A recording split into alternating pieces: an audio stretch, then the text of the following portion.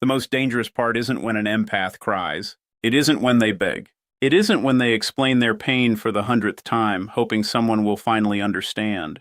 People think the worst thing is when an empath breaks down. But they are wrong. The real horror begins when they stop, when the tears disappear, when the explanations end, when the desperate attempts to save the relationship suddenly go silent. Because by the time an empath goes quiet, the ending has already happened. Not externally, internally, and that is the part most people never see coming. The true horror begins when the person who once fought for every connection, carried every burden, forgave every betrayal, and absorbed every wound, suddenly feels nothing where devotion once lived. No argument, no dramatic goodbye, no emotional explosion, just silence, a silence so complete it feels unnatural, like a radio signal that suddenly vanishes after years of static, like a lighthouse extinguished in the middle of a storm, like a door quietly locking from the inside. Forever. Most people mistake that silence for weakness. They assume the empath is taking space, cooling down, waiting to return. But what they don't understand is that this silence is not retreat. It is transformation. And once it begins, there is rarely a path backward. Because the quiet of an empath is not the absence of emotion. It is the burial of illusion. Stay with me, because what happens next changes everything. Hughes discovered something unsettling about human behavior. The moments that appear calm on the surface are often hiding the most profound psychological shifts underneath. The loudest transformation is rarely the one that announces itself. The deepest change often arrives in silence. Hughes understood something terrifying. When a person has spent years suppressing their own needs, denying their own pain, and abandoning themselves to preserve others, eventually the mind begins to rebel. According to Jungian psychology, the psyche seeks equilibrium. No matter how patient someone is, no matter how forgiving, no matter how compassionate, there comes a point where the imbalance becomes unbearable, and when that happens, a hidden force awakens. Carl Jung called this process compensation. The unconscious begins correcting what consciousness has neglected. Everything pushed down begins rising back to the surface. Every boundary ignored. Every truth denied. Every ounce of anger buried beneath kindness. Every piece of self abandoned for the comfort of others. Hughes called attention to this phenomenon repeatedly. The traits we suppress do not disappear. They wait. And when they return, they often return with extraordinary force. This is where the story of the empath truly begins. Not with their kindness, but with the cost of it. For years, they became a sponge for pain. They entered rooms and absorbed emotions that were never theirs. They carried burdens they did not create. They healed wounds they did not inflict. They offered understanding to people who offered confusion, compassion to people who offered manipulation, loyalty to people who offered betrayal. Again and again and again, like someone pouring water into a well with no bottom, always giving, never filling. They convinced themselves that patience would eventually be rewarded. That love would eventually be reciprocated. That sacrifice would eventually be seen. But every time they extended another bridge, someone burned it. Every time they forgave another wound, someone created a deeper one. Every time they offered another chance, someone interpreted it as permission. The tragedy wasn't that they loved too much. The tragedy was that they loved everyone except themselves. Their anger became a prisoner.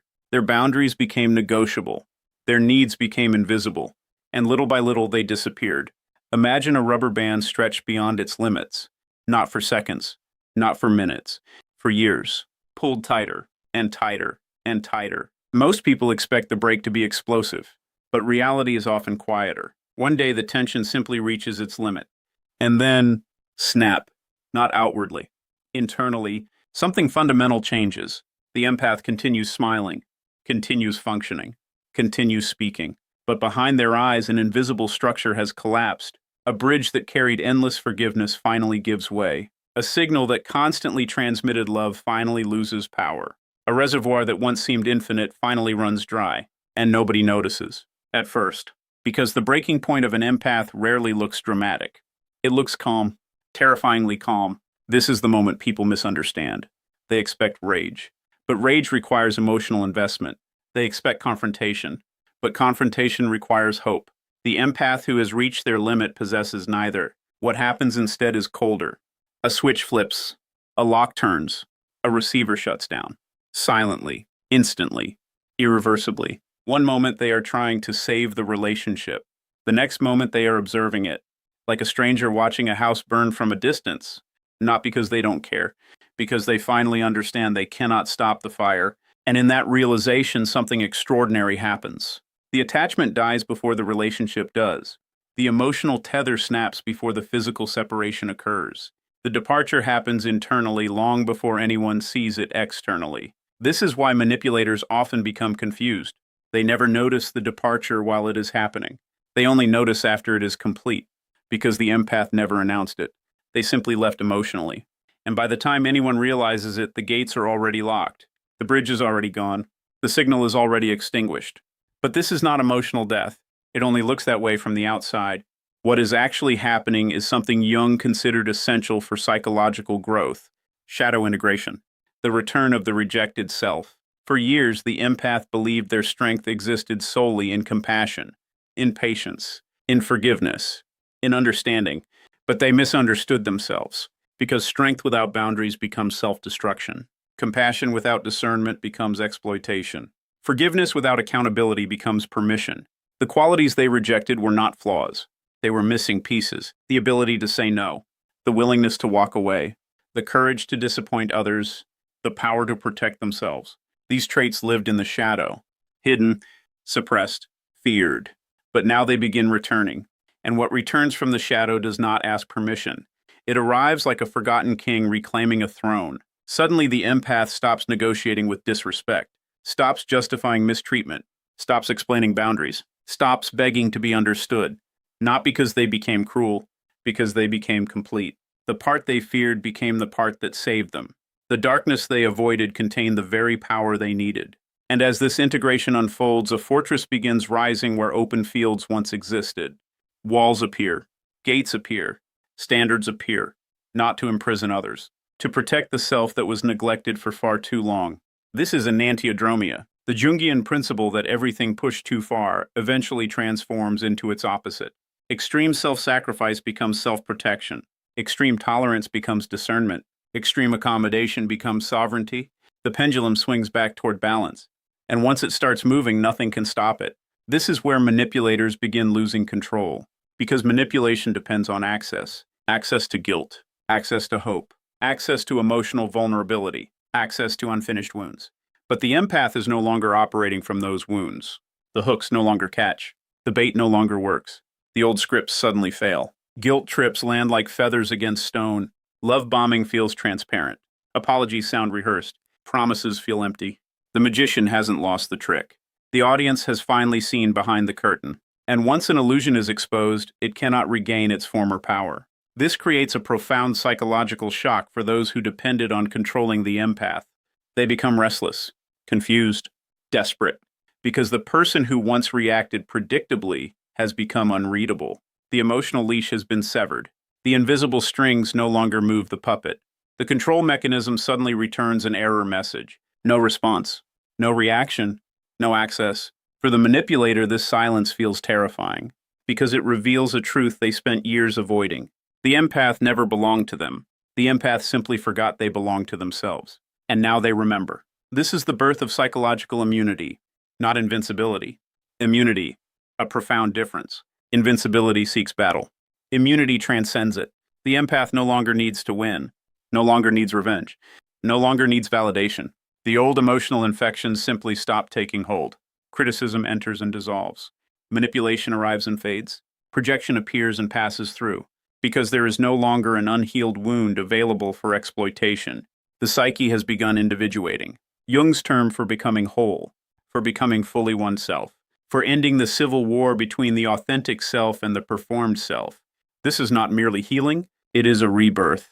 The person emerging from this process often feels unfamiliar even to themselves. Calmer, stronger, more still, less reactive, less available, less desperate for approval, like a house that has finally been secured after years of leaving the doors unlocked. Not hostile, protected. Not isolated, discerning. Not cold, clear. The noise that once dominated their life begins disappearing, and in its place arrives something rare. Stillness. A stillness that feels almost sacred, because for the first time in years, they are no longer carrying everyone else's emotional weight. For the first time, the burden has been set down. For the first time, the nervous system experiences peace instead of vigilance. The war is over, and that peace changes everything. The final stage is often misunderstood. Observers call it indifference. They say the empath stopped caring, stopped loving, stopped feeling, but that interpretation misses the deeper truth.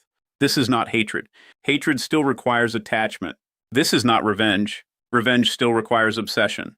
This is transcendence, a state beyond emotional captivity, a place where the need to convince, rescue, explain, or fix simply disappears. The empath stops defending themselves, stops justifying themselves, stops proving themselves, stops waiting for people to become who they promised they would be. They release the fantasy, and in releasing the fantasy, they reclaim reality. This form of indifference is not emotional numbness. It is wisdom. The wisdom of recognizing what belongs to you and what never did. The wisdom of understanding that not every battle deserves your energy. The wisdom of accepting that some people only appreciate your value after losing access to it. By then, it is usually too late, because the empath is no longer standing at the gate waiting. They have already left. Not in anger, not in bitterness. In freedom. The leash is gone. The illusion is shattered. The fortress stands. The soul has returned home. And perhaps the most haunting truth of all is this. The people who benefited most from the empath's self-abandonment often mistake this transformation for cruelty. But what they are witnessing is not cruelty. It is sovereignty. The sovereignty of a person who finally chose themselves. A person who finally stopped negotiating with their own worth. A person who finally understood that peace is more valuable than approval. And once that understanding arrives, there is no return to who they used to be. The quiet remains. The stillness remains. The clarity remains.